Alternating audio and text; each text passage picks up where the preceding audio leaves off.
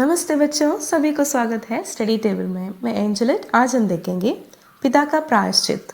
നമ്മൾ നോക്കാൻ പോകുന്ന പാഠഭാഗം പിതാവിൻ്റെ പ്രായശ്ചിത്തം. ഓക്കെ, ഇതെങ്ങനത്തെ പാഠമാണ് നമുക്ക് തന്നിരിക്കുന്നത്? ഒരു സംസ്മരണമാണ്, അതായത് ഓർമ്മക്കുറിപ്പാണ്. ആരുടെയാണ്? അരുൺ ഗാന്ധിയുടെ. നോക്കി, അരുൺ ഗാന്ധി ആരായിരുന്നു? അരുൺ ഗാന്ധി മണിലാൽ ഗാന്ധിയുടെ മകനായിരുന്നു. അതേപോലെ നമ്മുടെ മഹാത്മാഗാന്ധിജിയുടെ കൊച്ചുമകനായിരുന്നു. ഓക്കെ, അദ്ദേഹം 30 വർഷക്കാലം ടൈംസ് ഓഫ് ഇന്ത്യയിൽ സേവനമനുഷ്ഠിച്ചു. അദ്ദേഹത്തിന് അനേക പുസ്തകങ്ങൾ പ്രസിദ്ധീകരിക്കപ്പെട്ടിട്ടുണ്ട്. MK ഗാന്ധി ഇൻസ്റ്റിറ്റ്യൂട്ടിൻ്റെ സ്ഥാപകൻ ആണ് അദ്ദേഹം. ഓക്കെ, ഇനി നമുക്ക് പാഠഭാഗത്തിലേക്ക് കടക്കാം. ഉസ് समय में 16 बरस का था और अपने माता पिता के साथ दक्षिण अफ्रीका में टर्बन से करीब 18 मील दूर एक आश्रम में रहता था. आश्रम को मेरे दादाजी महात्मा गांधी ने स्थापित किया था. आश्रम दूर दराज के इलाके में था. वहाँ दूर दूर तक बस गन्ने के खेत थे. शहर से बहुत दूर रहने के कारण वहाँ हमारे कोई पड़ोसी नहीं थे. इसलिए मैं और मेरी 2 बहनें हमेशा शहर जाने के इंतज़ार में रहते थे. हम शहर जाने के हर मौके की तलाश में रहते, जिससे हम अपने मित्रों से मिल सके और साथ ही वहाँ के सिनेमाघर में फिल्में देख सके. ഇവിടെ എന്താ പറയുന്നത്? അന്ന് അരുൺ ഗാന്ധിക്ക് 16 വയസ്സുണ്ടായിരുന്നു. ഓക്കെ, അദ്ദേഹം ദക്ഷിണാഫ്രിക്കയിലെ ടർബനിൽ നിന്നും ഏകദേശം 18 മൈൽ അകലെയുള്ളൊരു ഗ്രാമത്തിൽ അച്ഛനോടും അമ്മയോടും ഒപ്പമായിരുന്നു താമസിച്ചിരുന്നത്. ഈ ആശ്രമം സ്ഥാപിച്ചത് ആരായിരുന്നു? മുത്തശ്ശനായ മഹാത്മാഗാന്ധി ആയിരുന്നു. ഓക്കെ, ദാദാജി എന്ന് പറഞ്ഞാൽ എന്താ? മുത്തശ്ശൻ. കരിമ്പിൻ തോട്ടം നോക്കത്താ ദൂരത്ത് വ്യാപിച്ചു കിടന്നിരുന്നു. ഗന്നെ എന്ന് പറഞ്ഞാൽ എന്താണ്? ഗന്നെ എന്ന് പറഞ്ഞാൽ കരിമ്പിൻ തോട്ടം, ഷുഗർ കെയിൻ. ഓക്കെ, പട്ടണത്തിൽ നിന്നും വളരെ അകലെയായിരുന്നതിനാൽ അവിടെ ഞങ്ങൾക്ക് അയൽക്കാർ ആരും ഉണ്ടായിരുന്നില്ല. ഓക്കെ, അവിടെ നെയ്ബേഴ്സ് ഒന്നും ഉണ്ടായിരുന്നില്ല. പട്ടണത്തിലെത്തിയാൽ കൂട്ടുകാരെ കാണാം, അതോടൊപ്പം തിയേറ്ററിൽ പോയി സിനിമയും കാണാം. കണ്ടോ, പട്ടണത്തിൽ സിറ്റിയിൽ പോകാൻ അവർക്ക് ഭയങ്കര ഇഷ്ടമായിരുന്നു. അതുകൊണ്ട് ഞാനും എൻ്റെ 2 സഹോദരിമാരും എന്ത് ചെയ്തു? പട്ടണത്തിൽ പോകാനുള്ള അവസരം പ്രതീക്ഷിച്ച് ഇരിക്കുകയായിരുന്നു. അവർക്ക് ഒരു ചാൻസ് കിട്ടി അവരപ്പോൾ പോവും. കാരണം അവർക്ക് ഒത്തിരി ബോറടിക്കുകയായിരിക്കാം കേട്ടോ. അവിടെ നെയ്ബേഴ്സ് ഇല്ല, കൂടെ കളിക്കാൻ ആരില്ല, ഇവർ മാത്രമല്ലേ ഉള്ളൂ അവിടെ. ഇനി നോക്കിയ കഥയിൽ एक दिन पिताजी ने मुझसे कहा कि मैं उन्हें कार से शहर ले जाऊं. उनकी वहाँ पूरे दिन की एक मीटिंग थी. मुझे ऐसे ही मौके की तलाश थी क्योंकि मैं शहर जा रहा था. माँ ने मुझे सामान लाने की एक लंबी लिस्ट थमा दी. शहर में मुझे पूरा दिन बिताना था, इसलिए पिताजी ने मुझसे वहाँ कई बकाया कामों को पूरा करने को कहा. इसमें कार की सर्विसिंग भी शामिल थी. അതായത് ഒരു ദിവസം എന്ത് പറ്റി? അങ്ങനെ ഇരിക്കുമ്പോഴായിരുന്നു അച്ഛൻ എന്നോട് എന്ത് പറഞ്ഞത്? അദ്ദേഹത്തിൻ്റെ കാറിൽ പട്ടണത്തിൽ എത്തിക്കണമെന്ന് പറഞ്ഞു. ഓക്കെ, അദ്ദേഹത്തിന് അവിടെ ഒരു മീറ്റിങ്ങിന് പങ്കെടുക്കണമായിരുന്നു. രാവിലെ മുതൽ വൈകുന്നേരം വരെയായിരുന്നു ആ മീറ്റിംഗ്. ഓക്കെ, അതുകൊണ്ട് എന്തായിരുന്നു, ഞാനും ഇങ്ങനെയുള്ളൊരു അവസരം കാത്തിരിക്കുകയായിരുന്നു. പട്ടണത്തിൽ പോകുമ്പോഴൊക്കെ എന്തായിരുന്നു? വാങ്ങിക്കുവാനുള്ള സാധനങ്ങളുടെ ഒരു നീണ്ട ലിസ്റ്റ് ആര് കൊടുക്കുമായിരുന്നു? അമ്മ എപ്പോഴും തരുമായിരുന്നു.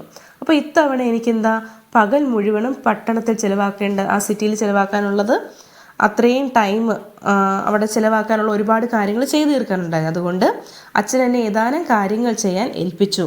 ആ കൂട്ടത്തിൽ എന്തും കൂടിയുണ്ട്? കാർ സർവീസും കൂടി ചെയ്യണമായിരുന്നു. मैंने पिताजी को मीटिंग की जगह पर छोड़ा तो उन्होंने मुझे 5 बजे वहीं आ जाने को कहा. बताए गए कामों को फटाफट निपटाने के बाद मैं झट से सिनेमाघर में घुस गया. वहाँ जॉन बेन की एक दिलचस्प फिल्म देखते देखते मुझे समय का बिल्कुल ध्यान नहीं रहा, और जब ध्यान आया तब तक शाम के 5:30 बजे बज चुके थे. मैं झटपट गैरेज पहुँचा. वहाँ से कार लेकर जब मैं पिताजी के पास पहुँचा तब तक शाम के 4 बज चुके थे. पिताजी बेसब्री से मेरा इंतज़ार कर रहे थे. അതായത് എന്ത് പറ്റി? ഓക്കെ, ഇവിടെ നോക്കി എന്താ പറയുന്നത്? മീറ്റിംഗ് സ്ഥലത്ത് ആരെ കൊണ്ടാക്കി? അച്ഛന് 5 മണി കൊണ്ടാക്കിയിട്ട് അച്ഛൻ എന്ത് പറഞ്ഞു? 5 മണിക്ക് വരണമെന്ന് പറഞ്ഞു. എന്നാൽ നോക്കി, ഏൽപ്പിച്ച ജോലികളെല്ലാം പെട്ടെന്ന് തീർത്ത് എന്ത് ചെയ്ത്? അവൻ എന്ത് ചെയ്ത്? ഓടി എവിടെ പോയി? സിനിമാ തിയേറ്ററിലേക്ക് പോയി. അവിടെ എന്ത് സിനിമയായിരുന്നു? ജോൺ ബെന്നിൻ്റെ ഒരു രസകരമായ ചിത്രം ഇങ്ങനെ കണ്ടുകൊണ്ടിരുന്നപ്പോൾ സമയം പോയൊന്നും അവൻ അറിഞ്ഞില്ല. എന്തു പറ്റിയെന്ന് നോക്കിയേ. ഓർമ്മ വന്നപ്പോഴാകട്ടെ സമയം 5:30 കണ്ടോ. സാഢേ എന്ന് പറഞ്ഞാൽ എന്താണ്? 5:30 എന്ന് പറഞ്ഞാൽ 5:30. ഓക്കെ, പിന്നെന്താ പറയുന്നത്? 5:30 കഴിഞ്ഞു.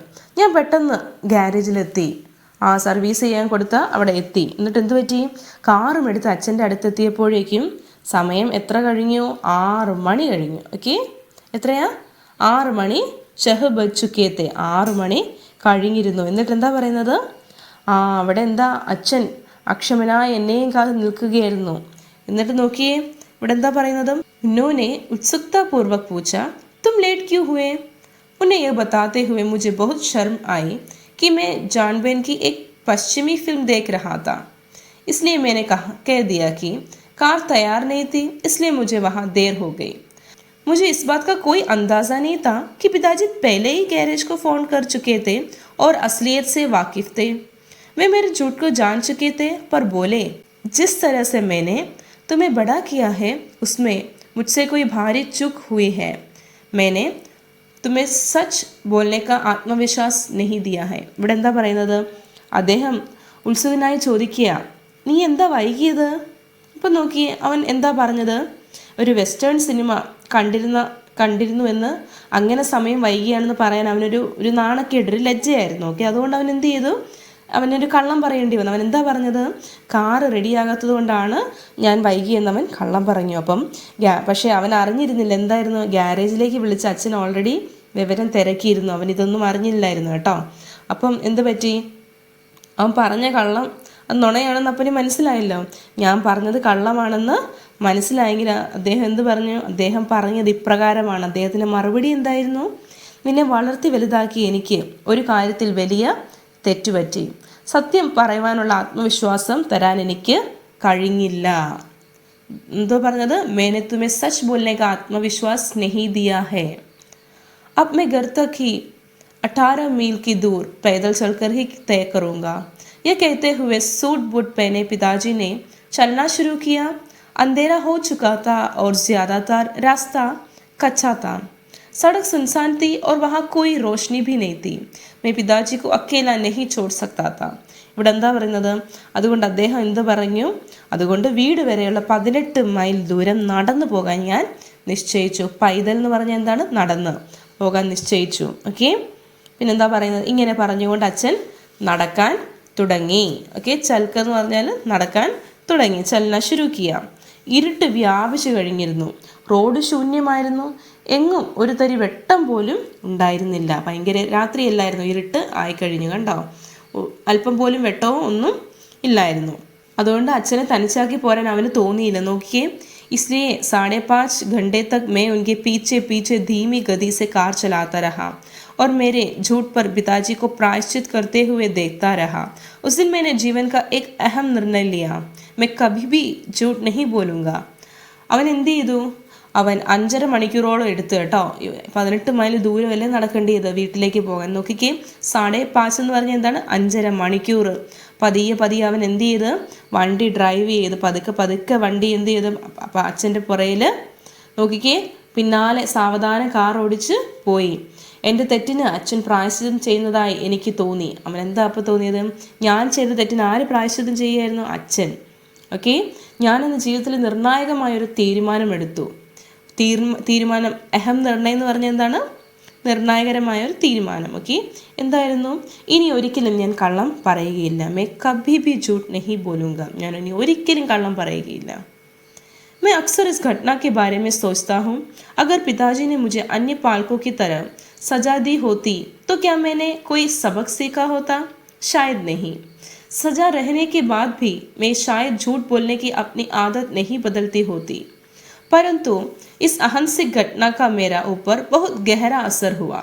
मुझे लगता है जैसे यह घटना कल ही घटी हो. अहिंसा की यही शक्ति है. ഞാൻ മിക്കപ്പോഴും ഈ സംഭവത്തെക്കുറിച്ച് ഓർക്കാറുണ്ട്. മറ്റെല്ലാ രക്ഷകർത്താക്കളെയും പോലെ അച്ഛൻ അന്ന് എനിക്ക് ശിക്ഷ തന്നിരുന്നെങ്കിൽ എന്ത് സംഭവിക്കുമായിരുന്നു? ഞാനൊരു പാഠം പഠിക്കുമായിരുന്നോ? ഇല്ലായിരിക്കാം. ശിക്ഷ അനുഭവിച്ചതിന് ശേഷവും ഞാൻ ഒരുപക്ഷെ എൻ്റെ കള്ളം പറയുന്ന സ്വഭാവം തുടർന്നു ഇരിക്കാം അല്ലേ? എന്നാൽ അഹിംസാധിഷ്ഠിതമായ ഈ സ്വഭാവം എന്നെ വളരെയധികം സ്വാധീനിച്ചു. അച്ഛൻ എങ്ങനെയാണ് കാണിച്ചത്? ഹിംസയുടെ രീതിയായിരുന്നു, വയലൻസ് ആയിരുന്നു അല്ലല്ലേ? നോൺ വയലൻസ് ആയിരുന്നു അദ്ദേഹം കാണിച്ചിരുന്നത്. അച്ഛൻ്റെ രീതി കണ്ട് അവൻ എന്ത് ചെയ്തു? ഇത് ഇന്നലെ നടന്നതായാണ് എനിക്കിപ്പോഴും തോന്നുന്നത്. ഇതാണ് അഹിംസയുടെ ശക്തി. കണ്ടോ? അപ്പം നോൺ വയലൻസിലൂടെ നമുക്ക് ഒരുപാട് കാര്യങ്ങൾ നേടിയെടുക്കാം അല്ലേ? ഇനി നമുക്കിതിൻ്റെ ക്വസ്റ്റ്യൻ ആൻസേഴ്സ് ഒന്ന് നോക്കാം. वह झूठ बोला, कार तैयार नहीं थी इसलिए देर हो गई. इस तरह झूठ बोलना क्या सही है? क्यों? അവൻ കളവ് പറഞ്ഞു, കാർ തയ്യാറായിരുന്നില്ല, ഇക്കാരണത്താൽ വൈകി. ഇപ്രകാരം കളവ് പറയുന്നത് ശരിയാണോ? എന്തുകൊണ്ട്?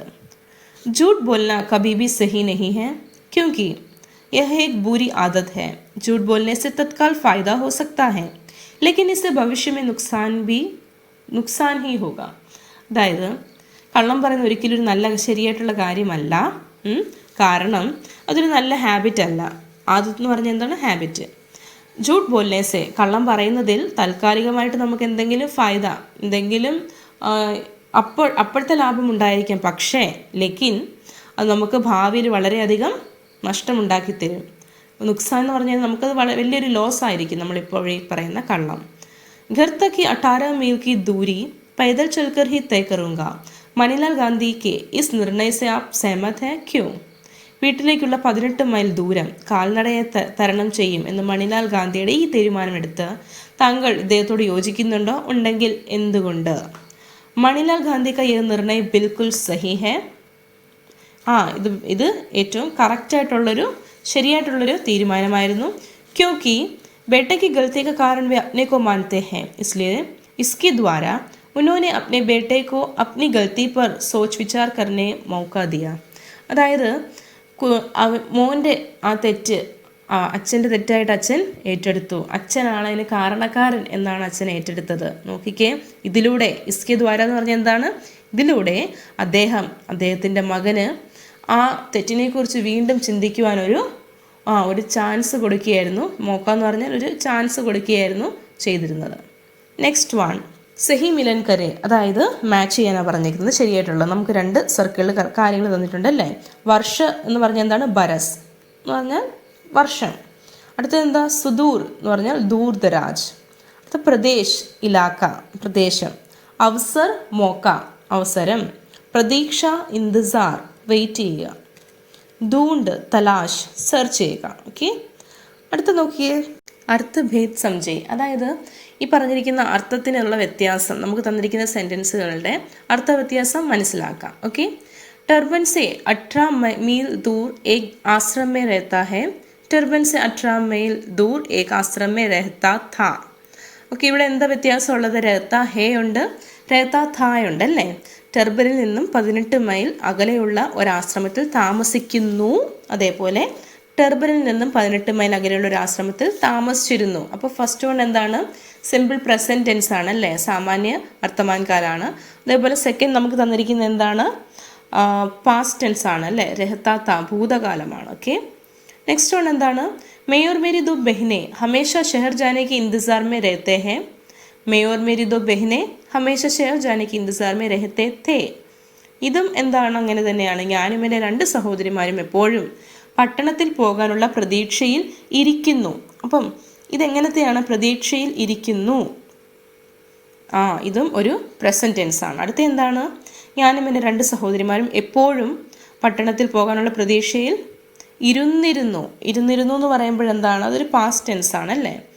വഹ ദൂർത്ത ഗന്നയ്ക്ക് ഖേത് ഹേ, അവിടെ വളരെ ദൂരം വരെ കരിമ്പിൻ തോട്ടങ്ങളുണ്ട്.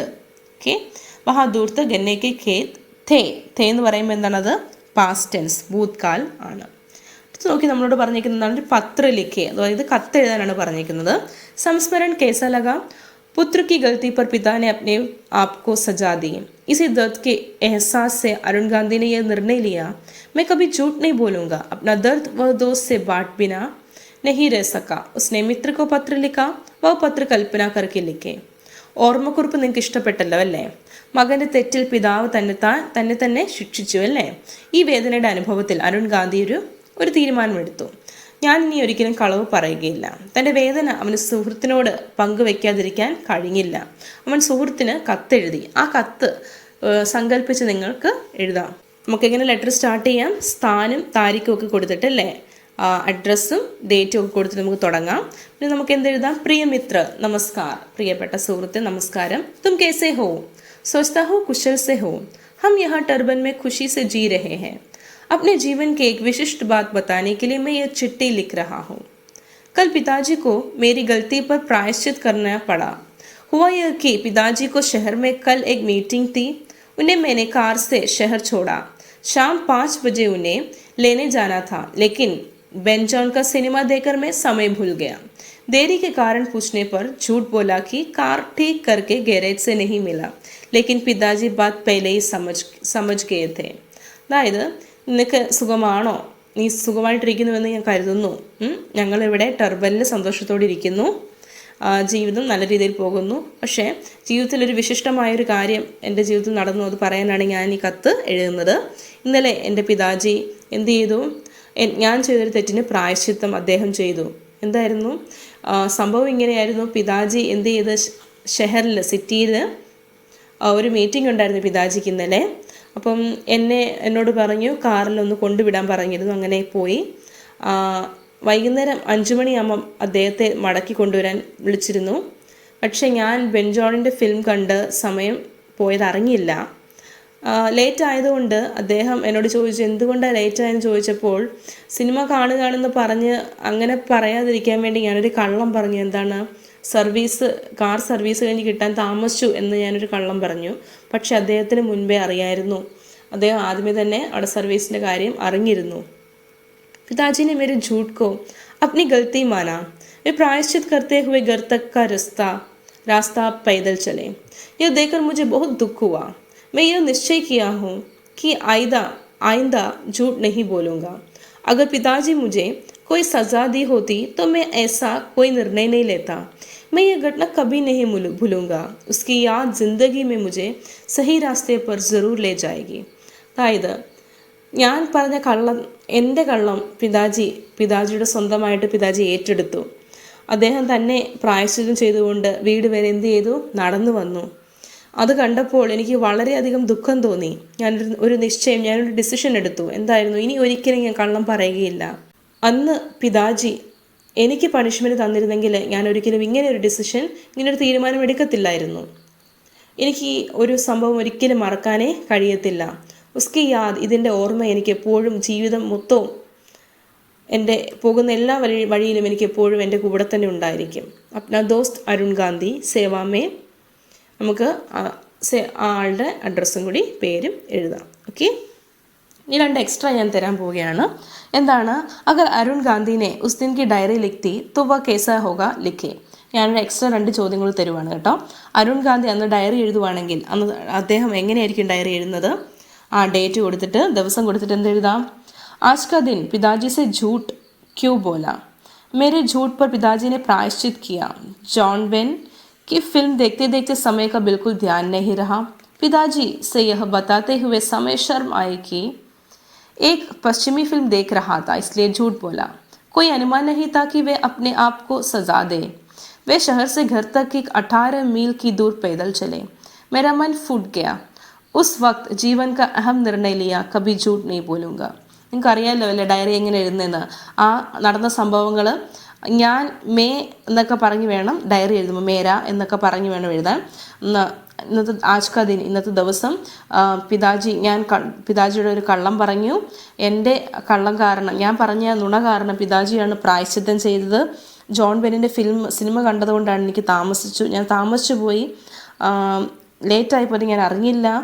പിന്നെന്താണ്, പിതാജിയോടത് പറയാൻ എനിക്കൊരു നാണക്കേട് തോന്നിയിരുന്നു.